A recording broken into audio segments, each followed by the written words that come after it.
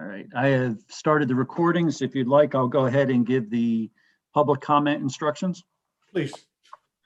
So tonight, again, is a virtual meeting, as we've been doing for approximately the last 10 months. Public comment can be made in one of four ways. You can make public comment by dropping off a comment in the blue drop box in front of the main entrance to the library and the township building. At the front of the building. We did check that prior to the meeting, and there was no public comment in there earlier this evening.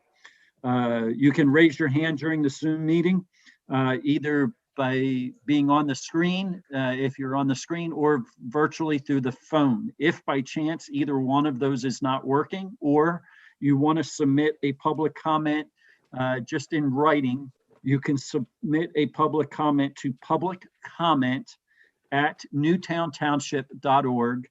Again, that's public comment, all one word, @newtowntownship, again, all one word, .org. We do monitor the public comment mailbox throughout the meeting. We do watch for raised hands throughout the meeting. However, public comment is taken at 2 times during the meeting, once in the beginning of the meeting for any items on the agenda, and once towards the end of the meeting for any items that are not on the agenda. Other than that, it would be up to the chair and the committee and the board's discretion whether to recognize public comment outside of those 2 times. Mr. Chairman, I will turn it back over to you.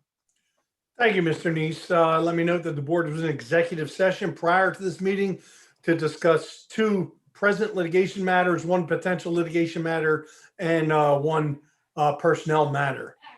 With that, I'll call the meeting to order. Mr. Neese, will you please call the roll? Mr. Nawn. Present. Mr. Partridge is unable to be here this evening. Ms. Roberts-Lightcap. Here. Mr. Russo. Mr. Altieri. Here. I will make note, Mr. Russo's here. He's just muted, so. Thank you, Mr. Neese. At this Sorry time, about that. I'm here. Mr. Russo's there. At this time, I'd ask you to bow your heads, join me in a moment of silence. In tonight's moment of silence, please keep in mind our Vice Chairman, Ed Partridge, and the entire Partridge family for what they are going through right now.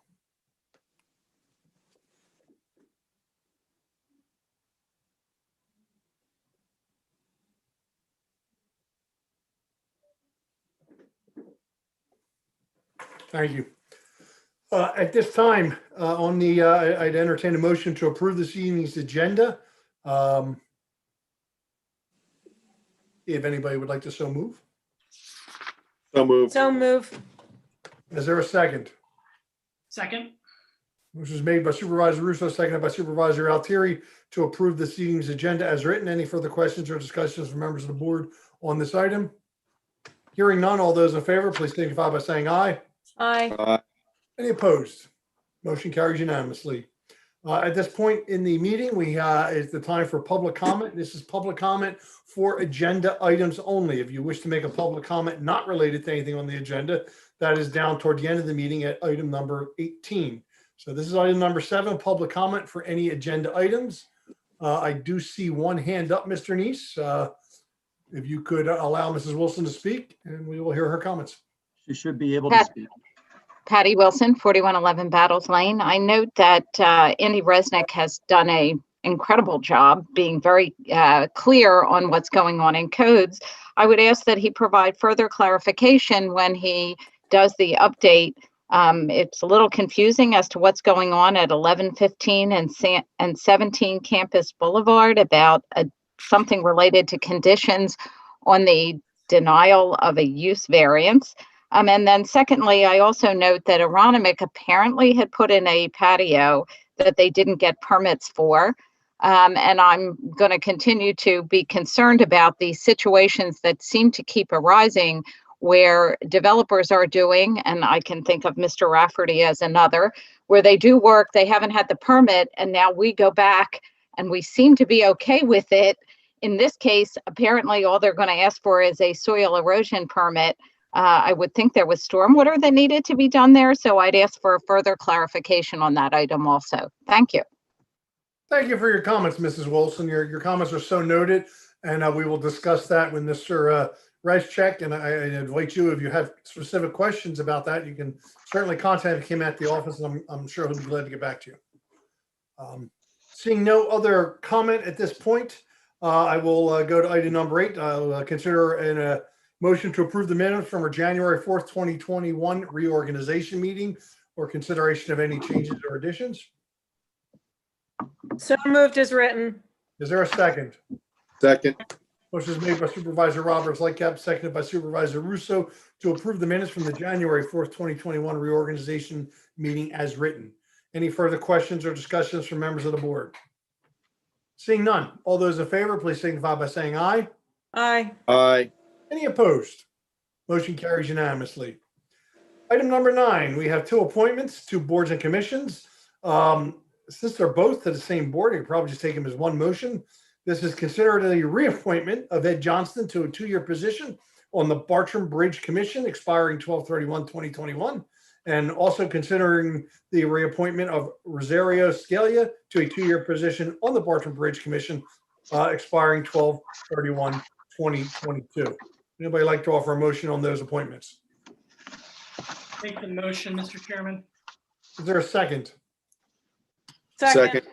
Motion was made by Supervisor Altieri, seconded by Supervisor Roberts Lightcap to approve the appointments of Ed Johnston and Rosario Scalia reappointments to the Bartram Bridge Commission. Any further questions or discussions on the motion? Hearing none, all those in favor, please signify by saying aye. Aye. Aye. Any opposed? Motion carries unanimously.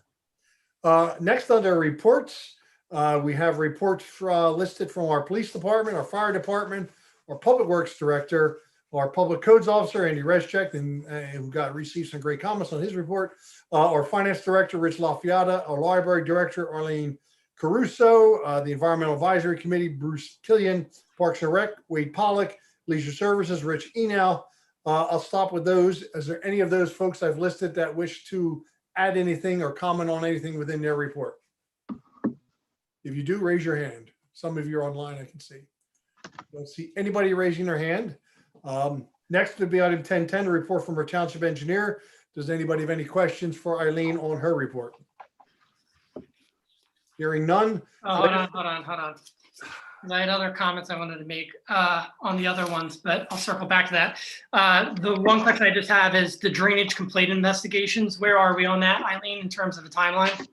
I apologize. I had expected to have it done by the end of the year, but I know some of you know I've moved and my life is in complete upheaval. But I expect before the next meeting to have a draft report to the supervisors. So that first February meeting? Correct. Thank you. Eileen, let me ask you a question. Have we gone up in any of the rainstorms and been able to look at the ponds at both Episcopal and in the back of the Nolan development to see if they're operating properly?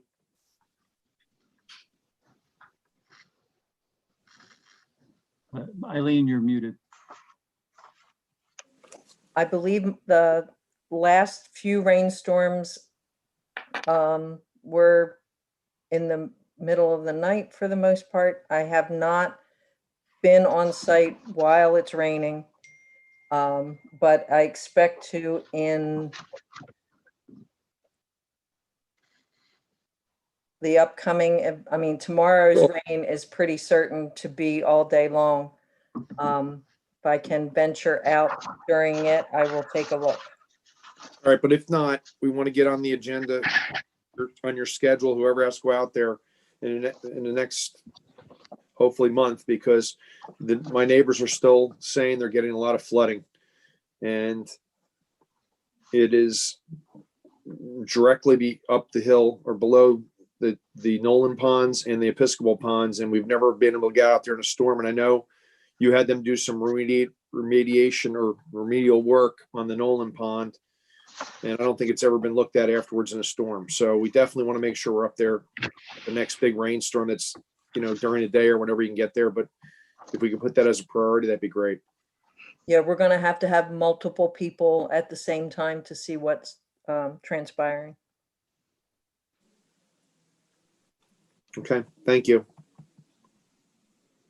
Supervisor Altieri, you have some other comments? Yeah, not comments. I just want to highlight just on a few of these, and I'll make it quick because I know that our agenda is sort of light, but just wanted to highlight these because I think it's important, the great work that a lot of these different groups are doing. But in particular, just starting off with the fire company for the year in review, and I know all this information is public, but I think that they deserve to be commended on this. They had 729 calls in 2020, average response time of 5 minutes and 56 seconds. Of all those calls, the amount of property lost in the township was only $1.6 million, which I think is huge considering the fact that a few houses could be just that in terms of property damage. So I wanted to make sure that that plug was in there. The other one, now we're going on the public works. There was a lot of people who were upset with the fact that we decided to protect our public works department this year and altered our leaf collection. It was something that we're not used to. And so there was a lot of people who were concerned, but the plan worked out. And I think that George and his team commended for the work that they did on that. And just want to highlight, we kept talking about how they walked the entire distance. But what we didn't know until this report came out is that they filled 299 truckloads. Each of them are 25 yards, which equals 7,475 yards, or over 1,800 tons of leaves collected that they walked around the neighborhood and collected. So I think that it's extremely important, as I said, multiple times before, while some residents thought it was necessary to vilify them because we were keeping them safe, the amount of work that they did in that altered schedule, that was not easy on them either. So that's just what I wanted to highlight there, Mr. Chairman. Good points, Mr. Altieri. In fact, I'll echo your comments on public works and the leaf collection. I mean, I will be honest that this was the second time in the last 15 years that I actually made the date for my leaf pickup. So I think, personally, I think the leaf collection worked great this year. I know my neighbors were very pleased. Having that date, certain specific date, was awesome. So again, I want to commend our public works and their performance on leaf collection in this ridiculous pandemic that we're in right now. So thank you, Mr. Altieri. Last but not least, a report from our manager, Mr. Neese. Yes, if I can, I'm actually going to jump back with our engineer just a moment and ask that she give you a brief update on the, I forgot the name of the street, the culvert that we're replacing. If you could. Clearbrook, thank you. In the report, I gave you a snapshot of the things that were discovered during construction on Thursday of last week when the report was drafted. This afternoon, I was provided a breakdown of potential additional charges for both the exploratory excavation and the connection of the under drain that was found during excavation. I still have some negotiation to do with them. I've asked for a breakdown for the labor, materials, and equipment rather than the lump sum that they initially provided me so that I could determine if it's reasonable. There are those two that extras that we know about. They have also indicated that they believe a tree that is upstream and adjacent to the newly installed end wall, head wall, had its root system disturbed to the extent that they believe the tree needs to come down. I'm going to have someone evaluate that prior to entertaining the extra for it. And there is also a sinkhole that has been found in an adjacent yard that appears to be directly related to the storm sewer that drains down to these culverts, where there's a blind connection. It makes a turn actually in the yard. So there's a lot of moving parts on this at the moment, but I expect to have all of these things worked out within the next few days and report to Stephen, who will in turn report to the board. I just wanted her to give that update because she had a better understanding of it than I did. So if you had any questions, you could ask her directly. I do have a couple things to bring to your attention. And one is that we've just heard recently that PICO is going to want to remove 5 trees off of Westchester Pike, off of the property that is the BPG property. It is not BPG taking these trees down. It is PICO taking these trees down. They feel like they're too close to the power lines, and they think it's in danger. We are trying to negotiate with them, but it from what I can tell, I understand, at least the trees that I've seen, I understand why they're saying that the trees are actually into the power lines right now. And so there's some question there. So I just wanted you to be aware, wanted the public to be aware, this is not BPG taking these trees down. This is PICO taking the trees down. We have less control when PICO's doing it than we do with other things. So I just Mr. Neese, as I understand it, PICO is not bound by our tree removal ordinance. Is that correct? That is correct. They're protected under the state PUC commission and they overrule our ordinance, I guess, right? They do. Well, Oh, go ahead, Tina. I'm sorry, Mike. While we're talking about PPG and trees, driving down 252, the Friends Meeting House where the apartment building is, that was supposed to be very wooded. And if someone, I don't know, Andy or Eileen or someone, I can look at that landscaping plan that's there. I don't think that, I mean, there are arborvitae that are as tall as me. I mean, that doesn't cover anything, you know, so if someone can look at that landscaping, I don't think it's in compliance with what they're supposed to have there. Okay. I jump off of that, and I don't know if it's part of their landscape plan, but I'm just going to add that it looks horrible because it's related to BPG, is the AmeriHealth building that you can see straight into that parking garage whenever you come out of either Ellis Avenue or College, or even just driving up and down the Pike, that you can see straight through that. So I don't know if there was a landscape plan. I wasn't. There was, yeah. Same thing. So, I mean, I suspect a landscape plan was submitted, but if we can take a look at that as well, because now that even more trees are coming out in that area, it's just going to open it up and make it look like a bigger eyesore than it already is. And that's my word, an eyesore. From my bedroom window. And the other thing is, Mr. Neese, 4 years ago, they cut all those trees down over Martin Luther King weekend, and they promised us in the conference room when we had the meeting with them that they come back and plant trees and everything. Right, Pico, yeah. And that was right next to the Goshen Trail. And 4 years later, there's still nothing there. So Yeah. I'm not sure what they understand that they're going to come back and do, but they told us emphatically. And that guy that was there, the Joe, whatever his name was, the representative, and then the head of the district for our area, were emphatic that they would take care of that and come back with some landscaping. And that is yet to ever happen. Yeah. And that's contributing to the trail being washed out too, I'm sure. Yes. Mm-hmm.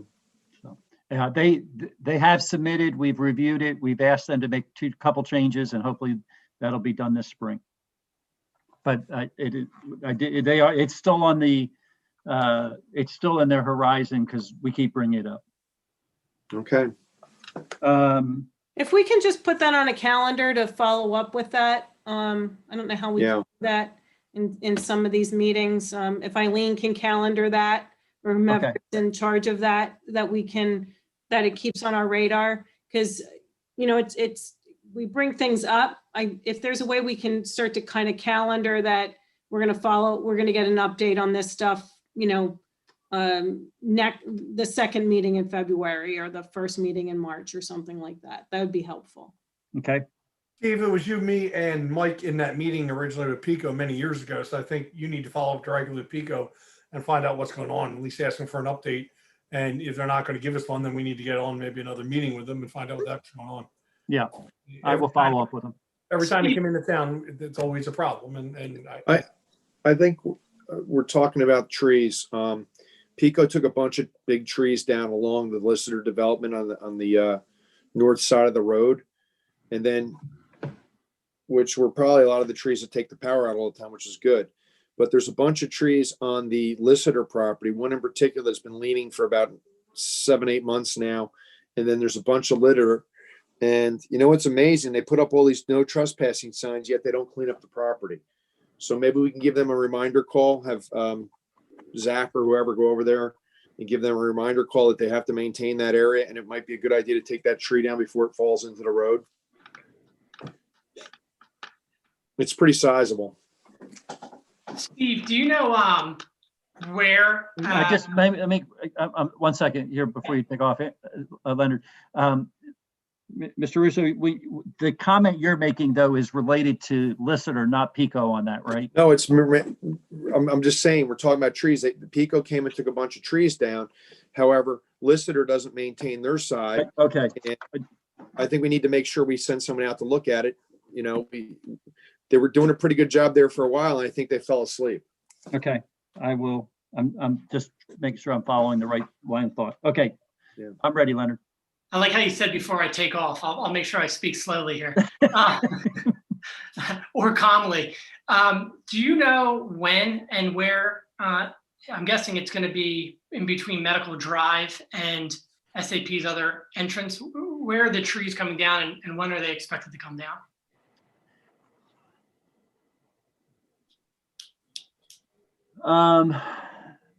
I know that at least 2 or 3 of them for sure are between Medical Drive and SAP Drive. I believe all 5 may be between that area. I have only seen 3. I think it's 3 of them there that were marked. I want to get back out and actually walk it to see if I can see where the other ones are. If that's not in that area, I'll let you know. But I think that most of them are in that area, more towards the SAP Drive as I see it, as I understand it. Eileen may have some other information, but that's my understanding. Thank you. Aren't they tagged, Mr. Neese? They Yeah, were they were tagged. We painted were in told- blue, but I had a hard time seeing it. Yeah, Oh. they told us they tagged them. I have not seen them myself yet to know exactly where they are. I think it's related. Eileen, is this also in relationship to the widening? It's not in relationship to the widening, but it's a relationship in Pico's response to the widening. It could be in response to the widening. I never know the rhyme or reason, and I haven't heard back from them as to why, other than they typically wouldn't go to the expense of taking them down if they didn't think that there was some conflict, but Or Pico just hates trees? I think that's the case, but Yeah. Any other questions or concerns related to trees before I Please? change, trees before I change the subject?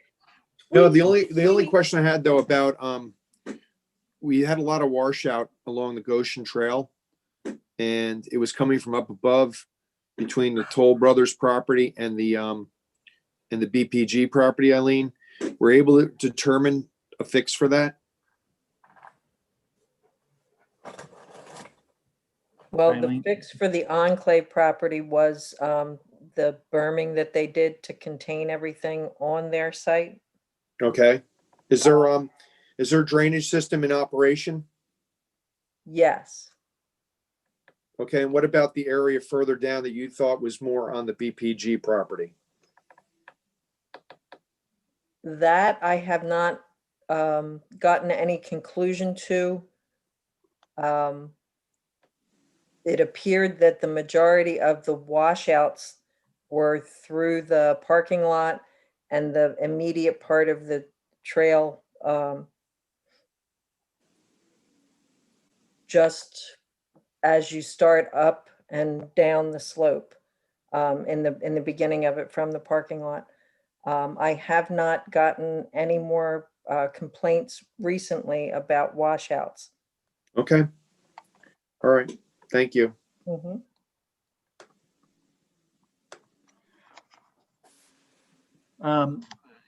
You had in your packets a sample EAC renewable energy resolution called Ready for 100.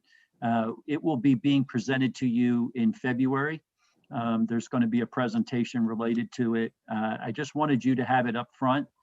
Any comments that you would like to make back to either the EAC or through me to the EAC, would be appreciated by the EAC, just to make sure we have the resolution the way you would want to pass it at the time in which they do their presentation. I'll be taking comments on that. They'll meet the first Monday of February, which is next Monday. And so any comments that you would have, if I can get those back to them, just so they would know beforehand if they're wanting any adjustments. Okay. Also, Steve, real quick, are they still want to move? I mean, I have no problem with it. I'm just, since it's being brought up now, just to save me from having to call Bruce, do they still want to move forward with this, even though the United States re-entered the Paris Climate Accords? Because that's what this all came out. I mean, again, I have no problem the way it's written, and having been part of the discussions with them. The reason why this came out, as you know, is because the United States unfortunately pulled out of the the Paris Climate Accords. And so now that we're back in it, do they want to continue to move forward with it?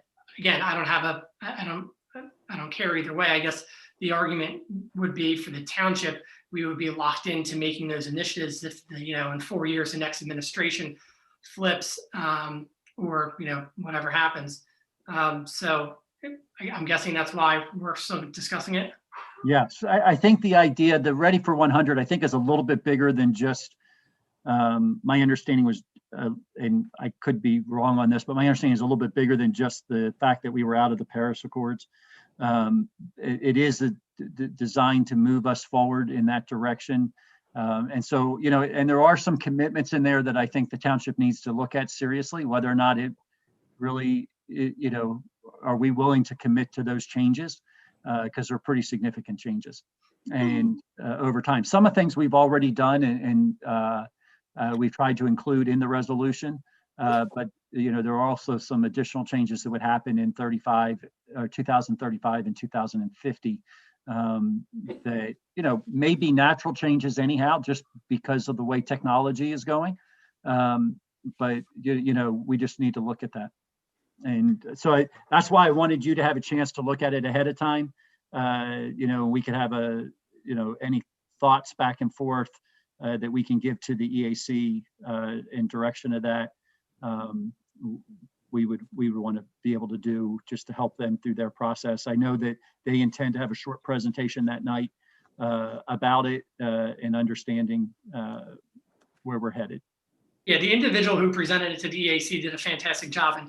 And just so my colleagues and those in the public can understand, the way that the ordinance is written, or the resolution is written, is that the township will conduct an actual 1-year audit and review, if you will, of the changes that are to be made. If they are feasible and we can do them by 2035 and 2050, then we would enter into it. So I don't want people to think that we're signing on the dotted line without doing any research. There's a whole year that a committee will be formed to study these issues and come back to us and say whether or not financially we can do it. So like I said, I think it's great. My understanding was that it did come from the fact that it was because we pulled out of the Paris Accords. And so it was local cities and municipalities and school districts making that incremental change. But, it's good that we're back in it. And I still think it's good that we can move forward, because we don't know what will happen after the next, 4 years or whatever.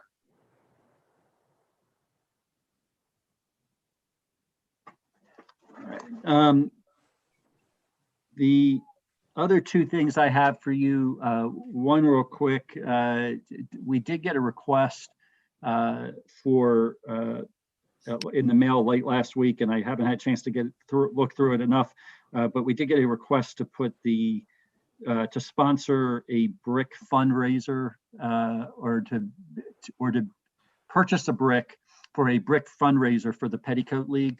I guess they're doing a brick in honor of their 25th year, I believe is what it was. I will get that out and have it on for your next agenda if you would wish to move forward with that. I think there's 2 different size bricks you can purchase if you would be interested in doing so. It's not something we've necessarily done in the past, but we have done different things like that at different times. So we haven't, when I say not done in the past, we haven't done it for the Petticoat League in the past that I know of, but this would be something that's similar to what we've done, I think, with both the library and with the Firehouse and the Historic Society, and putting an ad in their book and things like that. So I will present that to you, but I just wanted to make you aware of it.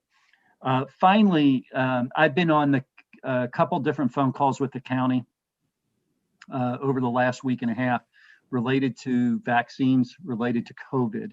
And so a lot of changes are happening and a lot of things are happening very quickly. And so I anticipate what I'm about to say right now may change within the next 2 weeks. But here's what we know at this point.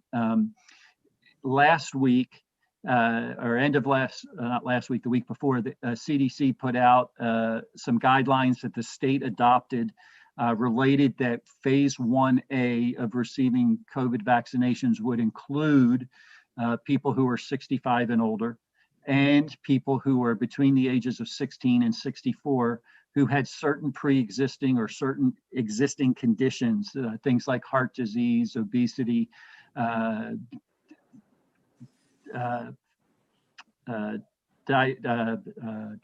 just went blank on the type of diabetes, type 2 diabetes, and some, respiratory issues, cancer, things like that. So it's a fairly large group of people. My understanding in the county that actually took phase 1A from being about 70,000 people to being about 230,000 people. So it's a big increase.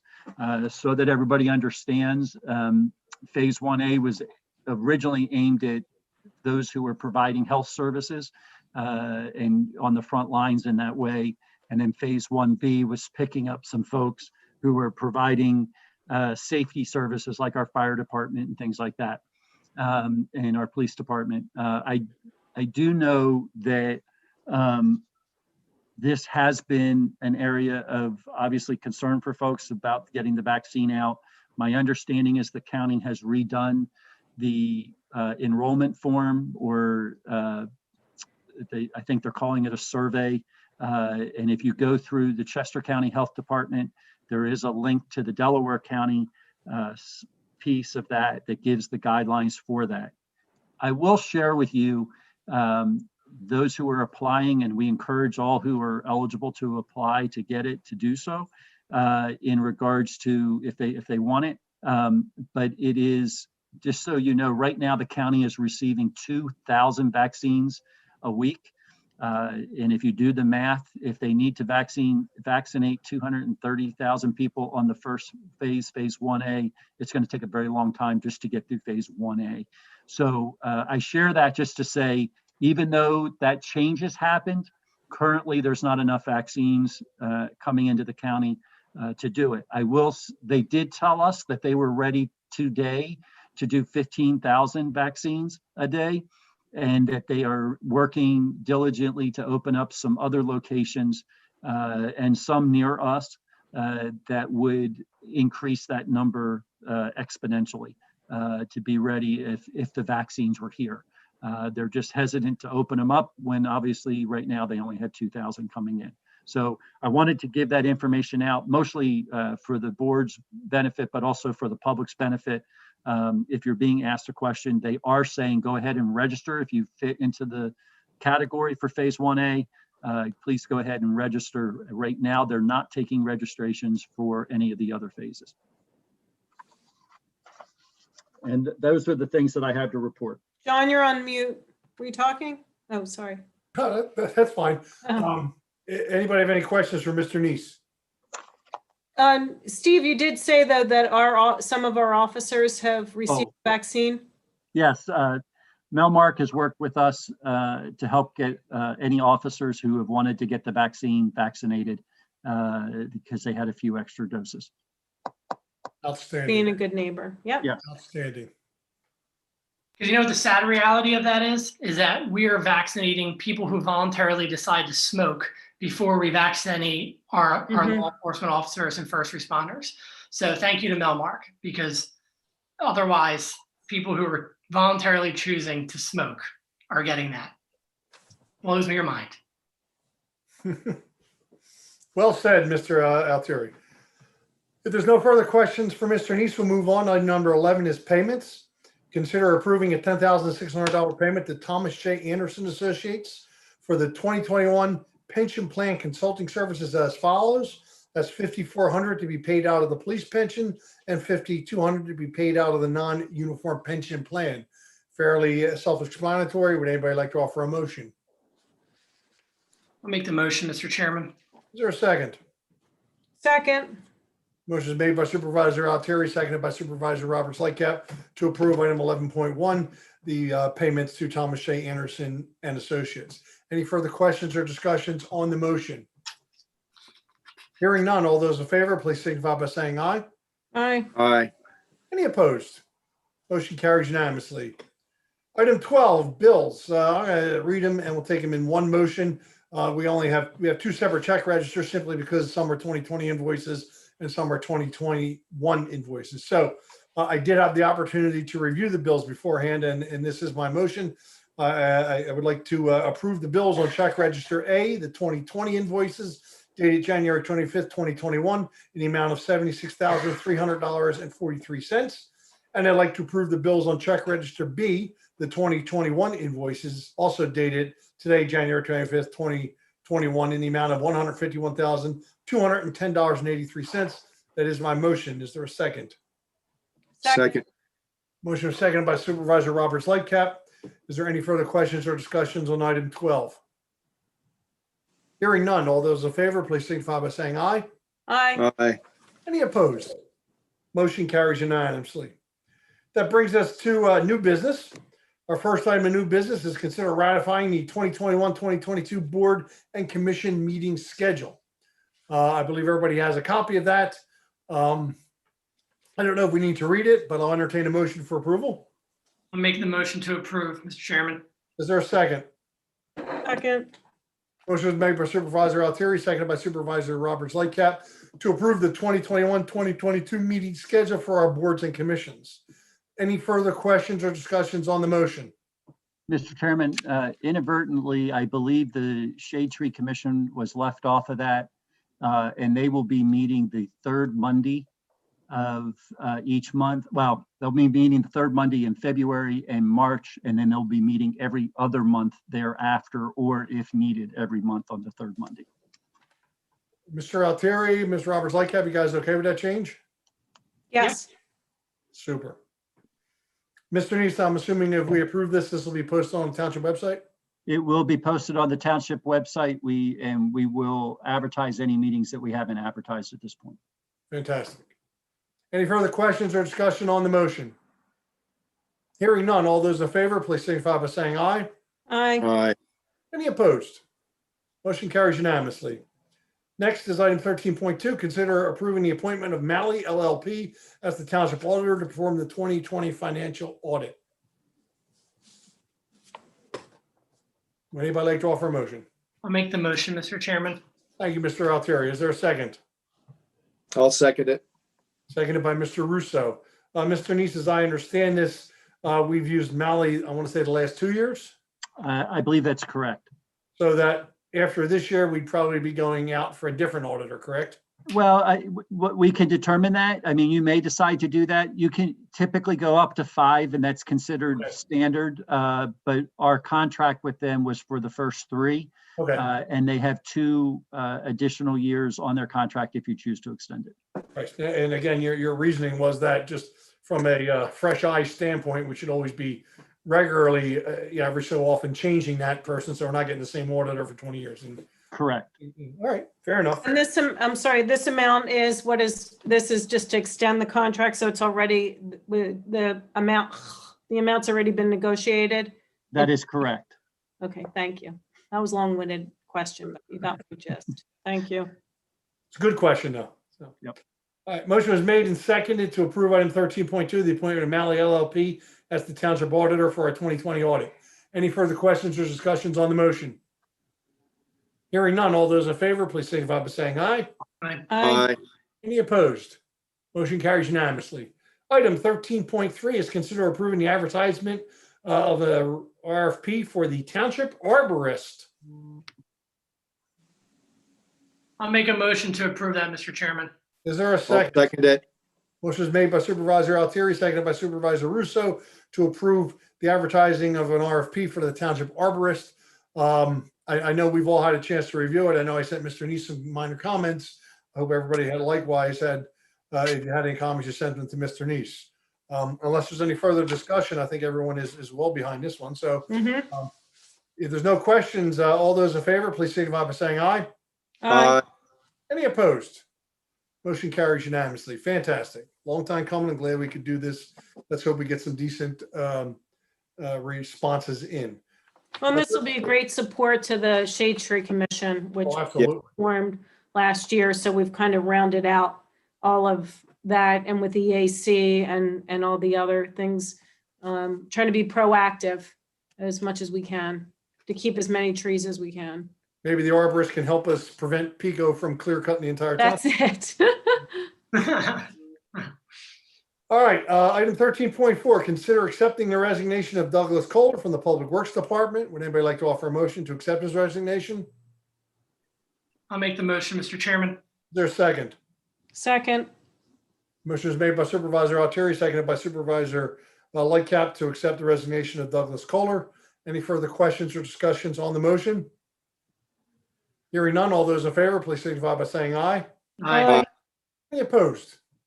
Motion carries unanimously. Along with that, we need a motion to approve the advertisement for the now open Public Works position.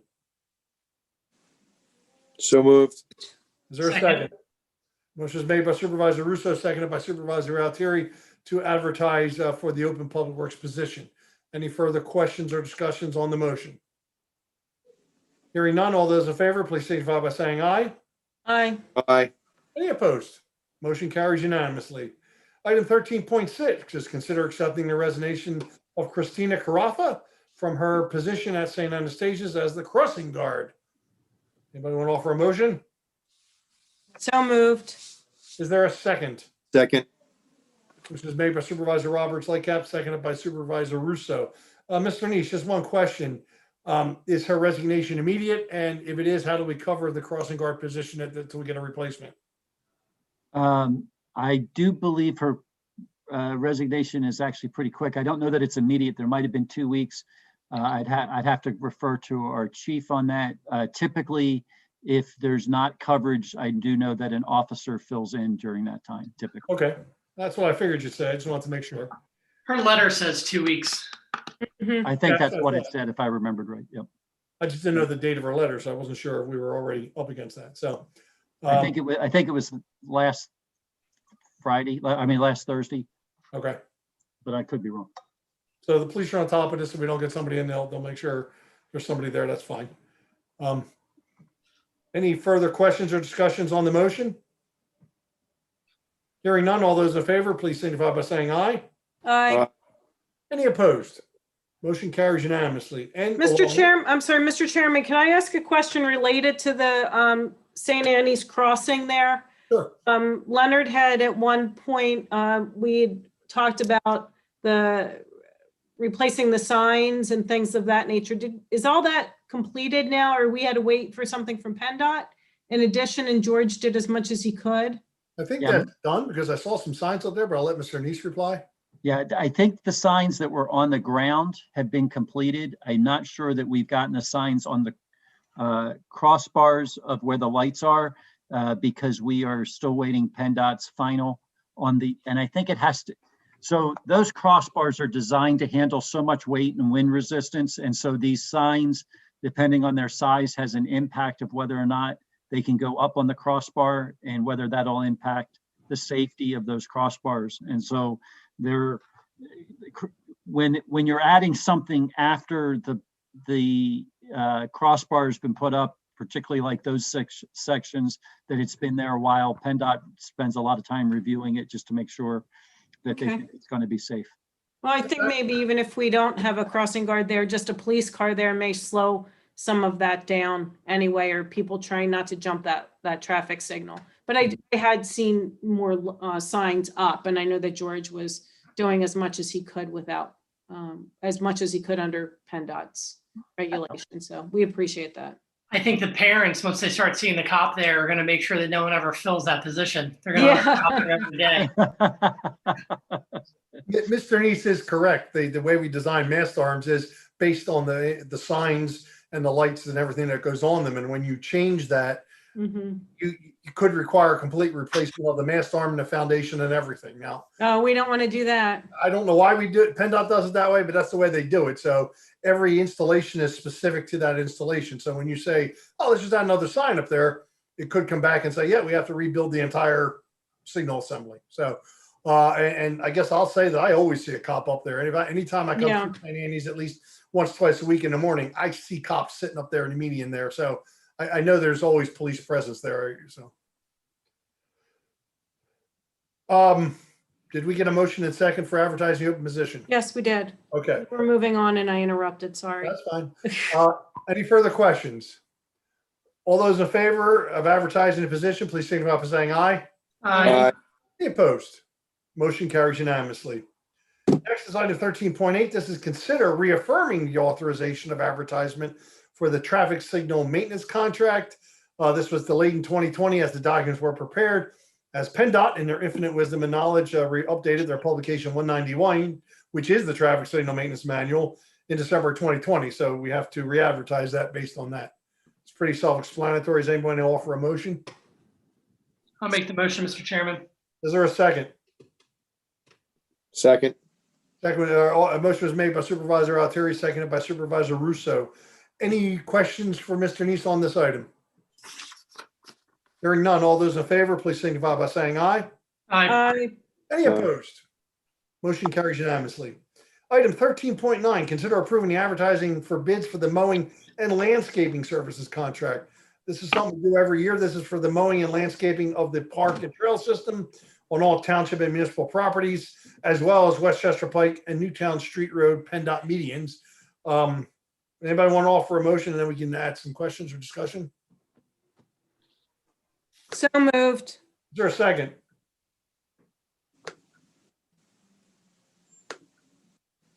Second. Motion is made by Supervisor Roberts Lightcap, seconded by Supervisor Altieri. As I understand it, Mr. Neese, PennDOT reimburses us for what, 2 cuttings a year on Westchester Pike? I believe that's correct.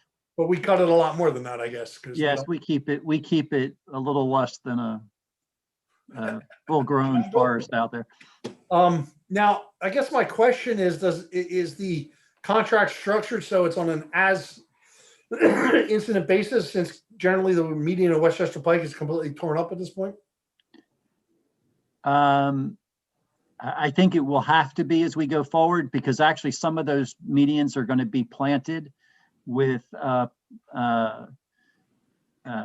different types of plantings that would not require cutting.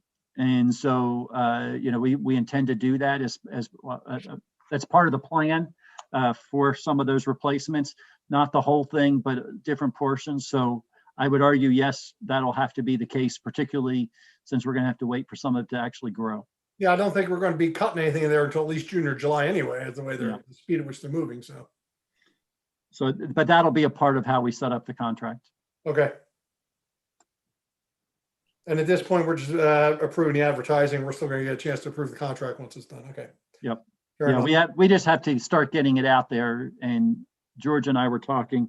There are a few things that we need to add, like the cutting at the Meadow Preserve and some things like that were not in the last contract that we did 3 years ago. Okay. Any further questions or discussions on this item? Well, let me ask a question about cutting the Meadow Preserve. Who currently cuts the Meadow Preserve? Currently, it's a combination of us, and I believe Episcopal still goes around and cuts the outlying trail every now and then. But we have been trying to get out and cut that as well. I thought we had a tractor with a bush hog that we use for that. Like I said, we're doing part of it, but I do believe that Episcopal has cut it a couple times as well. Okay, thank you. Any further discussion on this item? All those in favor of advertising the mowing contract, please signify by saying aye. Aye. Aye. Any opposed? Motion carries unanimously. Last item under new business, 13.10, consider approving a repair to a lighting fixture that was hit by a fallen township tree during a storm at 116 Pine Street at a cost of $1,208.29. So moved. Is there a second? Well, can you give us a little information on this, Mr. Neese? Well, hang on. The motion was made. I'd like to get a second before we. Second, Motion was made by Supervisor Altieri, seconded by Supervisor Roberts Lightcap. Yes, I think Mr. Russo's question is a good one. Can you give us some more information on this one? So my understanding is that if you're familiar with where Pine Street is, so Pine Street, just in case anybody's not familiar, is the road that kind of runs along the back side of the township property here where the main building is. If you know where the baseball field is, where the trail that goes up to the Nell Little League there, the township has some of it we butt up right to somebody's property, and then in a couple cases, as you get up to the private portion of Pine Street, there's a section there where the township property goes all the way over to the edge of Pine Street. And that's the area that we're talking about. A tree that is on the property there that is shared between, well, I guess Nell has, the Little League has some portion of the responsibility with that area, as well as us, because we take care of the trail section. They're supposed to take care of the other section. There's a tree that was actually in between the trail and Pine Street that fell over and did some damage to this decorative lighting pole at 116. So there is some, you know, the way typically things like this happen is that the property owner's insurance would be required to cover this. Obviously, at this amount, it's less than what the property owner's insurance deductible would be. And so they've requested that the township cover this. This is a private light. This is somebody's private light. Yes, it is somebody's private light. That's an expensive light. It's The a, light's 400 and change, and then the installation to take the old one out, but the new one is like $800. That just seems pricey, but It does. I mean, I don't know if we can do anything about it. It just seems very expensive. That's all. Does anybody have any other comments on this item? All right, motion was made and seconded. All those in favor, please signify by saying aye. Aye. aye. Any opposed? All right, motion carries unanimously. We have no old business listed. Under resolutions, we have consider approving resolution 2021-06. This is the real estate or township real estate tax credit for fire company volunteers. Mr. Altieri, would you please read that for us? Yes, Mr. Chairman. Resolution 2021-06, a resolution of Newtown Township, Delaware County, Pennsylvania, providing for a real estate tax credit for fire company volunteers. Whereas the Board of Supervisors of Newtown Township, hereinafter the board, acknowledges the value and the absence of any public costs for volunteer fire protection. And whereas the Board of Supervisors of Newtown Township encourages individuals to volunteer or for former volunteers to consider rejoining as active volunteers in the Newtown Square Fire Company. And whereas pursuant to the authority granted under Title 35 of the Pennsylvania Consolidated Statutes, Chapter 79A, incentives for municipal volunteers of fire companies and nonprofit emergency medical services agencies, the board desires to provide a 100% tax credit against Newtown Township real property tax to an active volunteer of the Newtown Square Fire Company. Now, therefore, the Board of Supervisors of Newtown Township does hereby resolve as follows. 1, that the township gave 30 days notice by duly advertising on December 23rd, 2020 for a public hearing on January 25th, 2021. 2, that active volunteers of the Newtown Square Fire Company shall receive a 100% tax credit against Newtown Township real property tax pursuant to the provisions of 35 Pennsylvania Consolidated Statutes annotated 79A, which are incorporated herein by reference. resolved this 25th day of January 2021. Is there a second? Second, Motion to approve resolution 2021-06 was made by Supervisor Altieri, seconded by Supervisor Roberts Lightcap. I, for one, am happy, so happy to see this done. I think we started talking to the fire company about this over 2 years ago, and I'm glad we can finally get to this point because they do an outstanding job. And let's keep in mind, they are volunteers. Anything we can do to keep those volunteers in so the township doesn't have to bear the full brunt of this, I think is a great thing. So I, for one, am very happy to see this. Is there any other comments or questions on this resolution? Hearing none. All those in favor? You do have a hand raised, Mr. Chairman. A hand raised. Well, we got to acknowledge Mr. Everlof. Go ahead. Just saying there's a hand raised, Mr. Chairman. Let him talk. It's fine. We love Doug. I'll keep it brief, everybody. No, I just wanted to thank the Board of Supervisors and the Township Manager for the recognition. We really appreciate your support on this resolution. So thank you very much. Told you I'd keep it quick. Chief, we appreciate everything you do too. You guys do great. You're part of the quality of life in Newtown Township. And, I'm for one, I'm happy to do this for you. So I think this is awesome. So Thank you very much. Thank you. Any further questions on the motion? Hearing none. All those in favor, please signify by saying aye. Aye. Any opposed? Motion carries unanimously. Fantastic. All right. We have no additional business listed. Would any board members like to make Yes. comments? I'd like to ask a few questions, Mr. Neese. Mr. Neese, I don't know if you're gonna have these answers or not, but I'd like to have this information sent to us. The status of the traffic calming devices that we were gonna order at the end of last year so we could start implementing them as soon as the weather breaks. The status of the police explorers, if they've been ordered. The status of the Ford dump truck as have been ordered. And I had talked to Andy about this. The AmeriHealth building lights are being kept on at night, and he had told me it was due to construction at night due to COVID. But I think we definitely want to have a conversation with them that after this construction at night's done, we do not want to have that building lit up like a Christmas tree 24/7. That was never the intention, and we did definitely talk about all that, and also about the parking garage being blocked from view from across the street. So we need to look into that and find out if that's since been fixed or not. But I know a lot of neighbors across the way are not happy with the lights being on in that building. Yeah, and to that point, just so you know, and so the public knows, Andy, I've been in contact with Andy a lot regarding that for exactly what Mike just said, is that a lot of neighbors have expressed their discomfort with having glaring windows.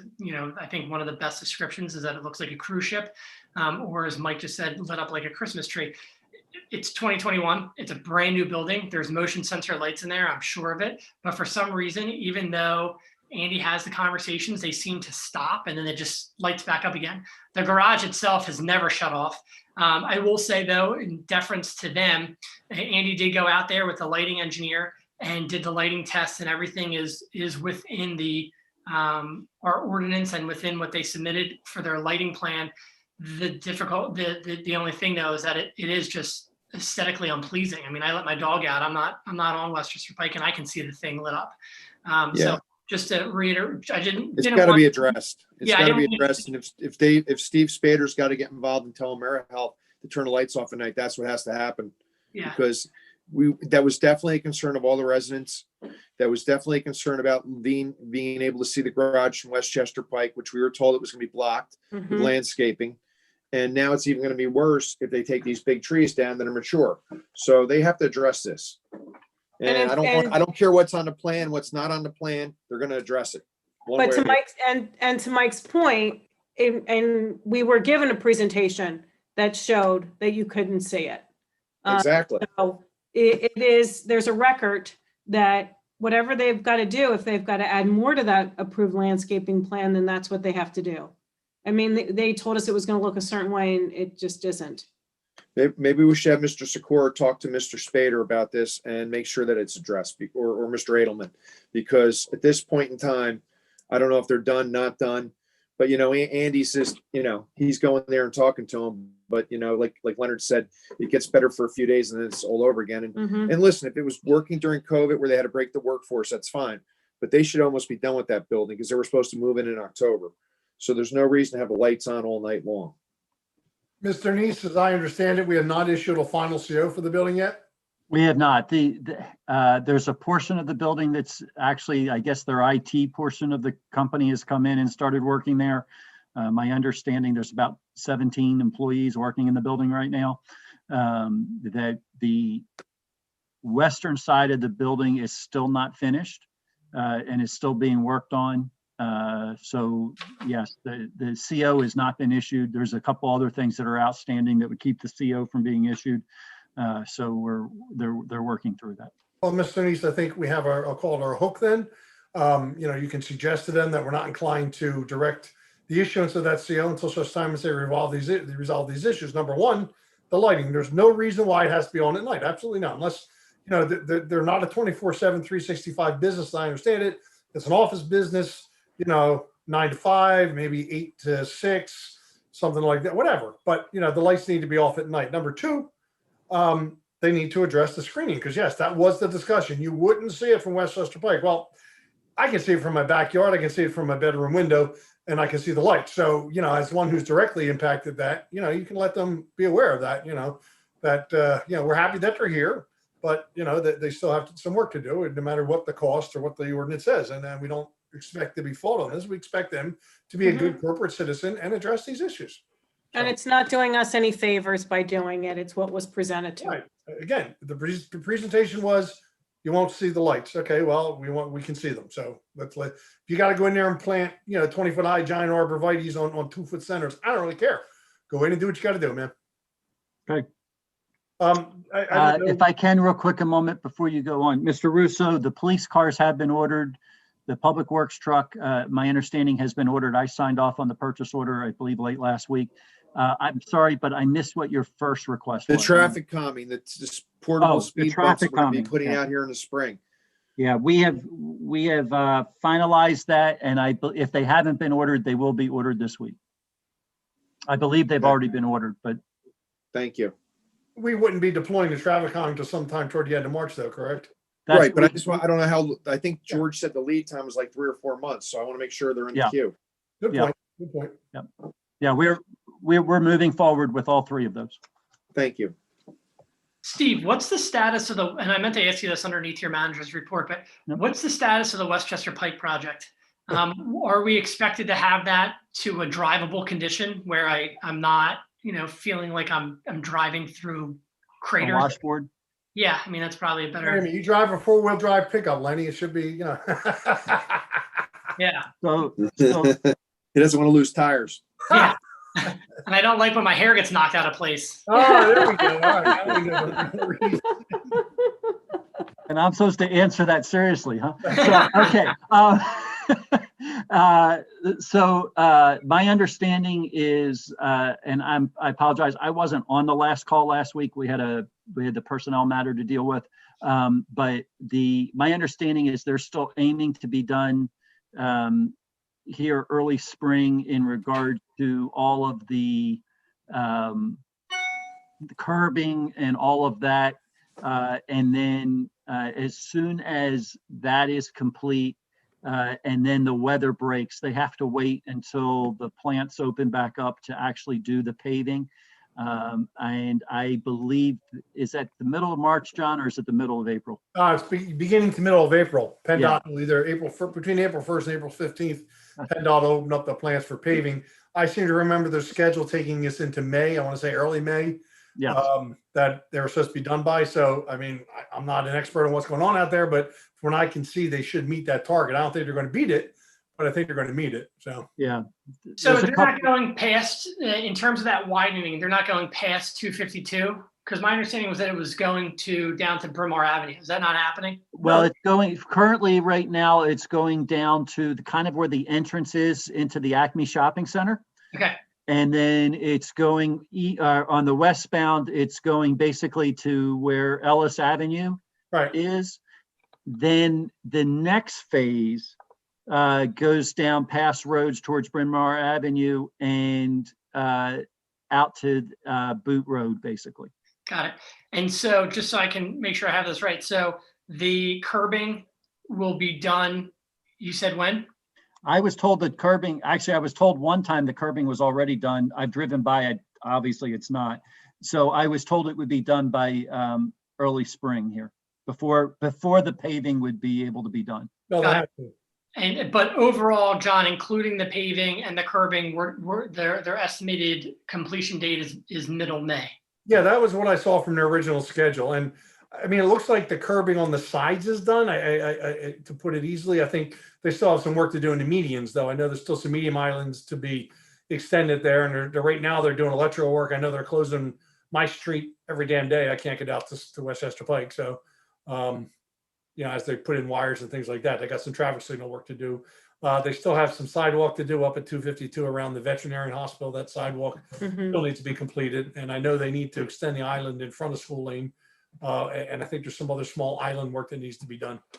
And there's a small wall in front of the veterinary hospital that needs to be put up. Right. And then I think the last I saw and maybe it was done last week and I missed it over the weekend. I think we're still waiting on the curbing in front of Claude's area. They did most of that. They still got to finish off the corner of Clyde Lane. Okay. The whole Clyde Lane intersection still gets some more curbing in the median and things like that. So. Yep. Got it. And related to that, in the morning, the intersection of 252 and Westchester Pike, people making the left out on 252 headed west. They're trying to beat the light, so they sit in that intersection and they're blocking. I think it's actually both ways, but it's more so if you're coming into Newtown Square on 252 and you make the left to go west on Westchester Pike. And they're sitting there like through 2 cycles of light, and people on Westchester Pike can't get through because of the left turn people going through the traffic light. Is that part of the contractor's job to have traffic moving, or those flag people or anything like that? I mean, because it's a mess, and that's it's 5 o'clock in the morning. Yeah. Normally, blocking an intersection is never allowed.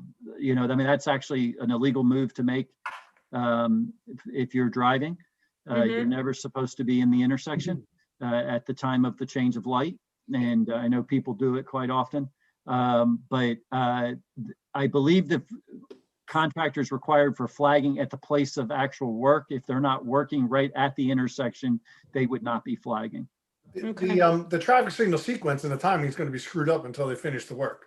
Yeah. Because they're rewiring most of the signals as part of the work. So unfortunately, any timing, any things that we have in there that automatically adjust traffic isn't going to work until they're done their work. Now, there's no reason why, as Steve mentioned, that it might be a combination of, certainly the timing not being right, but also people not driving correctly. Maybe we can have our police out there to encourage proper behavior and maybe get the contractor to move, because nothing moves the contractor like a cop there telling them you better fix this or not. So maybe Steve, you can mention it to Chris and we can get some help out there in the mornings to make sure the traffic flows better through the intersection. Well, Chris is on the line, so I will say so mentioned, but I will also have the conversation with Chris. Excellent. Thank That's you, great. Chris. Thank you.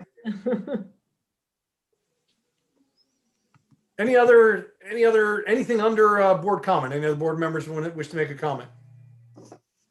All right, that being the case, that brings us to the public comment section of the agenda. Again, this is public comment for items that are not on the agenda. Mr. Neese, I see one hand raised. If you could allow Mrs. Wilson to speak. I see 2 hands raised. Let's start with Mrs. Wilson first. Patty Wilson, 4111 Battles Lane. This is tied in to some degree to the AmeriHealth. We seem to have developers that have figured out that you can slow walk getting your construction done, and you can get a temporary CO. And then as a result of that, you don't get reassessed or pay any taxes. And then you can do things like leave your lights on all night. So I'm going to encourage the board to figure out a way how we can unslow roll the AmeriHealth building so that they don't feel like they can limp along with the TCO because, yeah, I'm sure they're not rushing to get people back in the building, but we get no tax revenue from them as a result of this.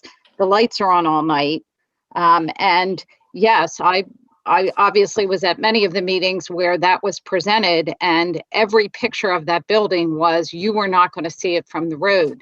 Now, that being said, another option to the township, and I have asked for this repeatedly, and I hope you will consider this since we should be in a position to come up with an open space plan. The quarry property, now having completely clear cutted, has created stormwater, drainage, as well as view problems. And as a township, I really do believe that we should use eminent domain. We should condemn at least the front portion of that property to create, Paul Seligson, and I have passed along to Mr. Neese, has provided pictures of a lovely park that's over in West Goshen. Anything that basically creates a better view that maintains and preserves that neighborhood. We were willing to do it to move the fire company so that the folks that were down on Sugar Maple didn't have to deal with the fire company basically creating more traffic into their neighborhood. This is a great way to take care of your MS4 plan, to fix some of the view shed problems, to add more trees, and to take care of drainage in the heights. The second thing that I will note here is I have been following along to see what the outcome was of the Gradyville Road opening for Mr. DeBaton's development. And I have noticed that the court had ruled that Mr. DeBaton could put his road on Gradyville, is the way I take it. They reversed the decision of the Board of Supervisors. I note that the Board of Supervisors have appealed that particular decision of the judge. I hope you folks heard loud and clear the residents of Stony Brook Boulevard.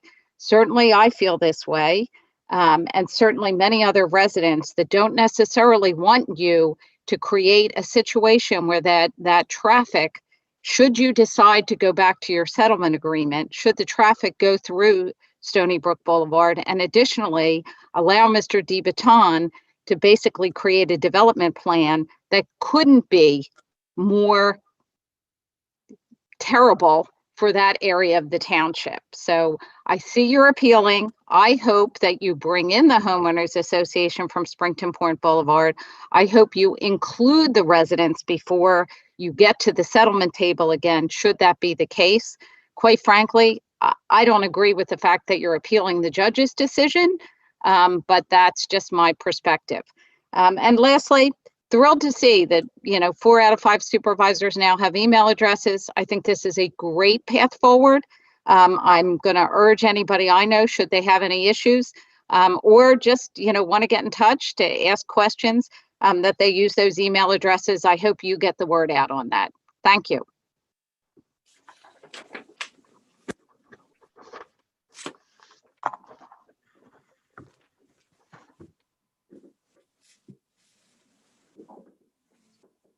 Thank you for your comments, Mrs. Wilson.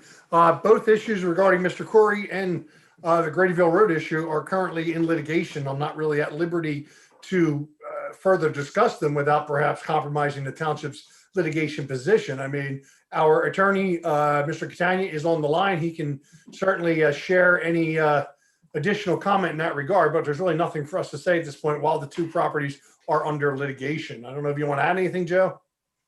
No, that's exactly right. We would, I would never advise the board to comment publicly while any issue is under litigation, especially Court of Common Pleas or beyond. It's not prudent and it's not smart. So I would advise the board not to comment while we're in litigation on any issue, let alone those 2. Thank you, Mr. Catania.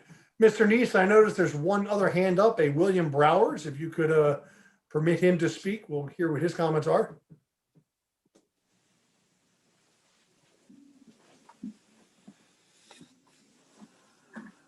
Mr. Brower, if you will unmute, there you go.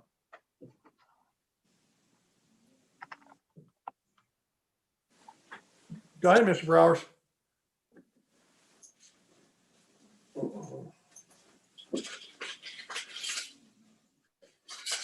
Mr. Brower, if you're talking, we cannot hear you.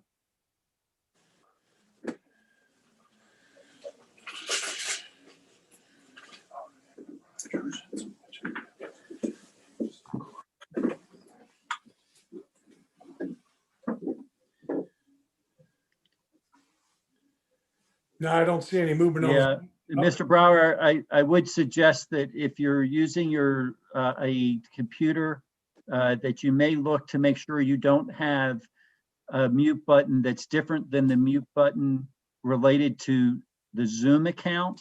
Hello, can you hear me now? There you go. Now we can hear you. Yes. Okay, all right. Sorry, I was playing around, trying to find it. Anyway, real quick, William Browers, I'm at 24 Clearbrook Road. The construction on the road with the culvert replacements in my front yard. The Moore Company did a great job. They worked hard. They're very pleasant. They gave us good access at all times. They made a couple mistakes. In the presentation, the pre-construction presentation, we were told that only a couple of the shrubs that provided like a 30-foot long hedge, only a couple of shrubs would be removed. And they actually dug up 2 shrubs and put them aside. I don't think they're going to survive, but they put them aside. But on the first day they came in, they just ripped out the entire shrubs, the entire 30-foot row. Then they widened the downstream side. This is all on the downstream side, and placed rocks up the side and all around the new head wall, which is not on the drawing. But now there's no space for shrubbery to be put back because they brought the rocks up too close to the road. Yes, hi. I don't want to interrupt, but we already did put the contractor on notice that for final stabilization and vegetation replacement, they will need to remove what is not according to plan. Wonderful. Thank you very much. My inspector pointed that out to me, and we emailed them immediately to make sure that they understand for the restoration, they're going to have to remove those. Wonderful, thank you. And then over the weekend, they placed just a few inches of topsoil on the disturbed areas, and they threw grass seed and loose straw, which is all blown away because it got kind of windy over the weekend. So they didn't put any netting down. They didn't anchor the straw as they are supposed to in the drawing. So just another small comment. We'll get that addressed as well. Thank you very much. Thank you for addressing that first item. Very good, that's all. Mr. Brower, or as stated earlier, and currently our engineer is on top of it.